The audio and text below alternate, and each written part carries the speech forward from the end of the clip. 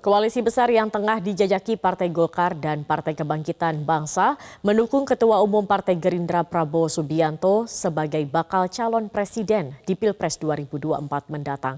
Namun hingga kini belum ada titik temu siapa yang akan mendampingi Prabowo sebagai calon wakil presiden jika nantinya jadi diusung di Pilpres 2024.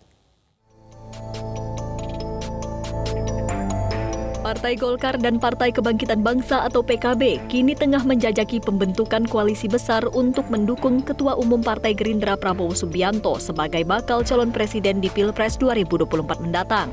Meski demikian, belum ada titik temu siapa yang akan mendampingi Prabowo sebagai calon wakil presiden. Kedua partai politik berkeinginan untuk mengusung ketua umum masing-masing, yaitu Airlangga Hartarto dan Muhaimin Iskandar di Pilpres 2024. Meski demikian, Ketua Badan Pemenangan Pemilu Bapilu Partai Golkar Nusron Wahid menepis anggapan adanya rebutan jatah kursi cawapres antara Partai Golkar dengan PKB. Nusron menyebut Prabowo yang nantinya berhak menunjuk siapa cawapres yang akan mendampinginya untuk menghadapi Pilpres 2024. Dalam membahas secara teknis dan detail tentang cara kerja kita, bagaimana supaya dalam koalisi besar nanti itu mencapai titik kemenangan.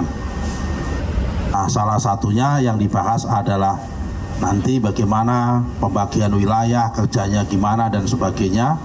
Itu yang sudah kita bicarakan tadi secara bersama-sama untuk membincangkan tentang desain pola kerja dan bangunan daripada koalisi itu sendiri. Sementara itu, Ketua DPP PKB Faisal Reza berharap Ketua Umumnya Muhaimin Iskandar alias Caimin menjadi cawapres mendampingi Prabowo Subianto di Pilpres 2024. Meski demikian, saat ini PKB tengah bersepakat dengan Golkar menjadi koalisi inti untuk bersama-sama mendukung Prabowo Subianto menjadi koalisi inti untuk bersama-sama mendukung Prabowo Subianto sebagai capres di Pilpres 2024. Kami ingin Golkar dan PKB ini menjadi partai utama yang menyokong koalisi yang besar. Koalisi inti yang diperluas bersama Partai Gerindra dan partai parlemen maupun non-parlemen yang lain. Melihat potensi rebutan jatah cawapres antara Partai Golkar dan PKB ini, pengamat politik Khairul Umam menilai Prabowo akan mencari pendamping yang memiliki kekuatan logistik. Dalam hal ini, Khairul Umam melihat sosok Erick Thohir berpotensi akan dipinang Prabowo sebagai cawapres.